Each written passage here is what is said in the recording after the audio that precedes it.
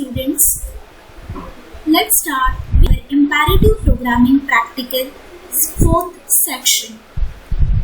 In this section, we are going to see about array, pointer, structure and union. So let's start with our program. First program is to find out the largest value stored in an array. Array is nothing but collection of similar kind of data items. Now, in this program, we want to find out the largest value stored in an array. So over here, array get created for 5 elements.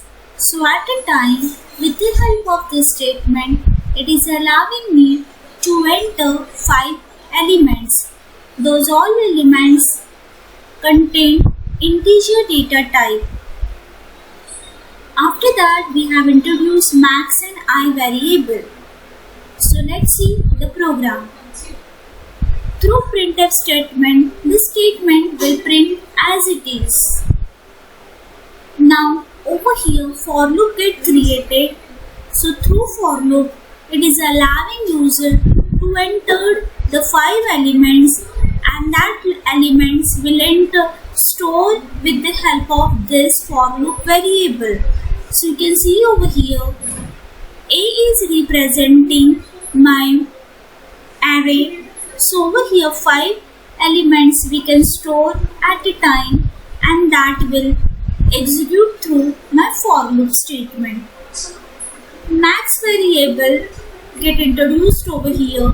So whichever variable user will enter, it gets stored within max variable.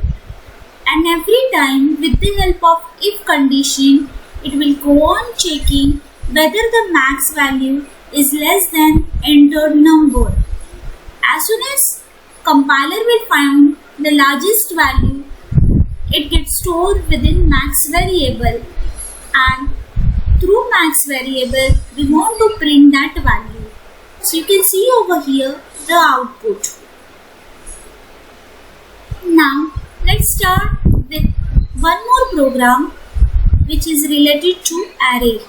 Now over here we want to enter the number, and that entered number we want to arrange ascending as well as descending order.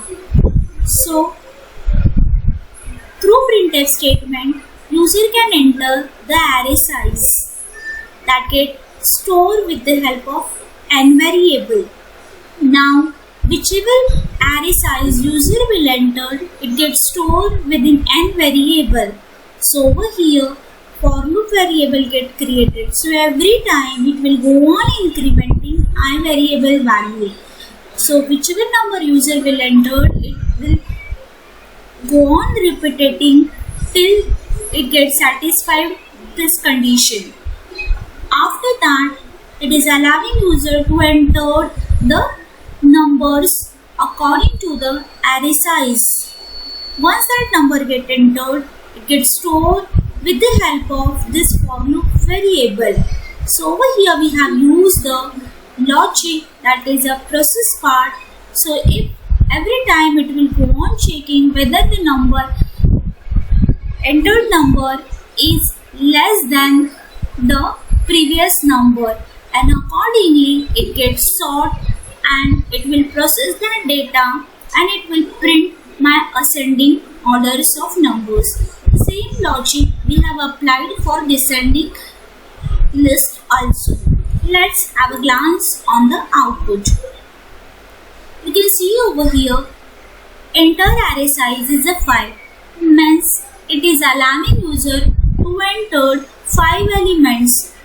After entering 5 elements, with the help of logic, it gets sorted descending as well as ascending list. So let's see over here, if user is entering number 1. After that, user have entered number 2.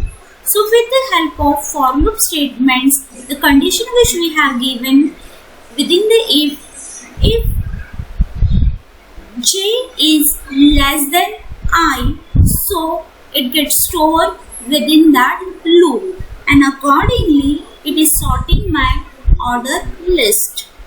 Now we will move towards the next program. This is a similar like to previous one only, but over here we are storing addition as well as subtraction of matrix. Now array get created over here. This array is representing my rows and columns. So printf statement is there. So first one allowing me to enter the first matrix with the help of this statement. So I is representing my row, J is representing my column. So at a time it is allowing user to enter the three variables, that is the three numbers. Second matrix get created over here. With the help of this, user can enter the second row, and within that three columns get created. Once the elements can enter within the program, it will print the statement or matrix is. Now it will print all your matrix with the help of /t, that is in column wise. Of course you won't get the column border, but your data can sort according to the column wise. Same procedure for second column also. After printing that, cursor will go on the next line and it will do the addition of both the matrix as well as it will do the subtractions of that matrices also. Let's see the output over here. So this is my addition of both the matrix. So you can see over here user is allowing to enter the elements for first matrix as well as for second matrix also. It gets stored into the rows and columns, and finally it is doing my matrix. Now let's start with one more matrix, that is a multiplication. Student, same logic get used over here, only we are changing this part. Instead of addition we can use multiplication or subtraction. So choice is yours, which arithmetic operations you want to perform. So you can see over here the output. Now I will start with the next program, that is a pointer. Pointer is nothing but, you can see over here, asterisk sign. So this sign indicates as a pointer. So a pointer is a variable whose value is a address to another variable. Means, let's see over here, A and B, two variables are there. So address of that variables will point with the help of pointer P1 and pointer 2. Okay, let's see. Allowing user to enter two numbers. So over here user will enter any two numbers and that their address gets stored in P1 as well as P2 respectively. Now we want to do the addition of that. That is first of all we are going to swap that value. So this program is basically swapping the values of two numbers. This program already we did earlier chapters, that is my earlier videos, that is a swapping value with the help of two variable as well as with the help of three variable. But over here we are swapping with the help of pointer.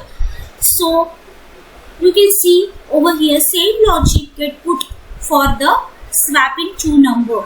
Only over here we are using the pointers.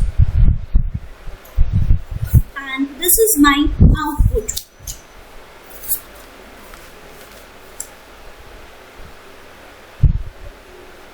So main advantage of it, that is it reduces the length as well as complexity of program, and they execute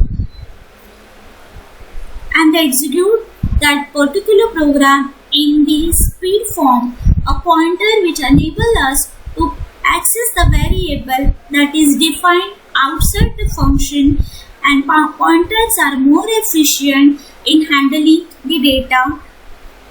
So that's why pointer get used. Now let's start with next program. This program is again related to pointer, and with the help of pointer we want to perform addition as well as subtraction of two pointer variables. Programs is the same, whichever logic, that is a process point you want, it should be earlier one only we are using over here pointer. So with the help of pointer, it creates the dynamic data structure, and data structure which builds from the blocks of memory. It will allocate from the heap at the runtime. So C uses the pointer to handle the variables parameters which are passing to the function. That's why basically we are using the pointer.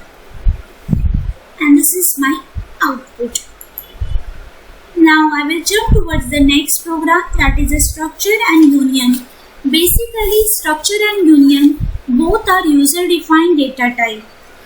You can see over here, whichever user defined data types are there, it should get introduced before the main function, which we have already did in function.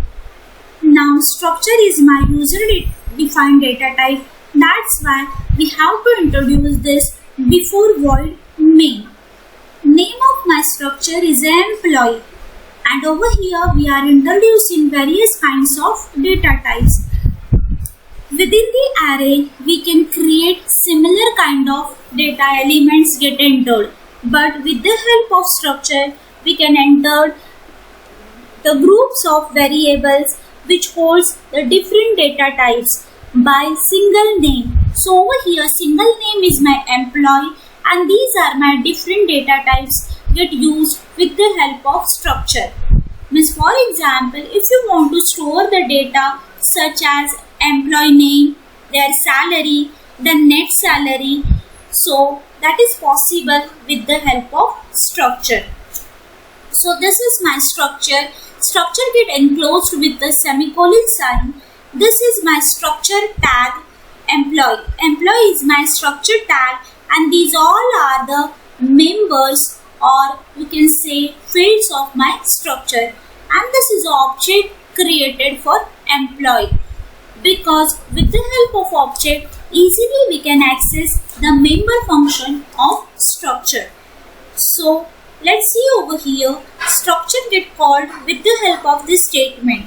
Now pointer get assigned. I hope student what's the use of pointer is clear to you, but once again I am going to repeat it. Basically pointer is a variable whose value is addressed to another variable. So directly address of memory location, like any variable or constant, you must be declared as a pointer before using it. It can be stored in any variable address. That's why basically she uses the pointer. So main advantage of it, that is it reduces the length as well as complexity of your program. Also pointer increase the execution speed. Pointer enable us to process, or we can say to access the variable that is defined outside the function. Pointers are more efficient in handling the data tables. That's why pointer get used over here.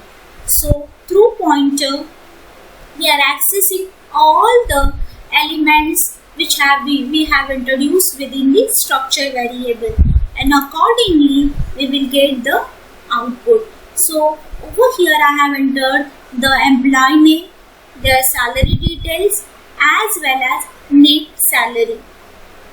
Now let's start with another user defined data type, that is a union. Now union is a similar like to your structure. So union is again my user defined data type. This allows us to store the different data types in the same memory location. You can define union with many members. but only one member can contain the value at any given time. One major difference between structure and union is that structure has a separate memory location for each of its members, whereas union contain it shares the equal, that is a largest memory. So let's see over here through one example. For example, this is my structure. And the name of my structure, let's assume we have given employee. Okay. So this is a parenthesis of my structure. Every statement will enclose with semicolon sign. Now let's assume within this my structure employee, if I have introduced character, that is a char data type, char ch is there. Next one is, let's assume we have introduced integer, int x is there. One more data type I am going to take, that is a float f. Okay. So these are my data types, and over here I am using the object for my structure, that is a even. So over here you can see char indicate 1 bytes, integer that is a 2 bytes, as well as float become my 4 bytes. Am I right? Now the size of even object which we have created, the size of it is 1 plus 2 plus 4 means 7. So this is the size which I locate with the help of structure. But let's assume instead of structure, if I am using over here union. Okay, so it will occupy maximum size of this element. So which element is holding the maximum size? Only one element it get considered. So within this 4 is my maximum element. So this is my object of union, that is a even is a object. So it is occupying 4 bytes ka size. So this is the difference between structure and union.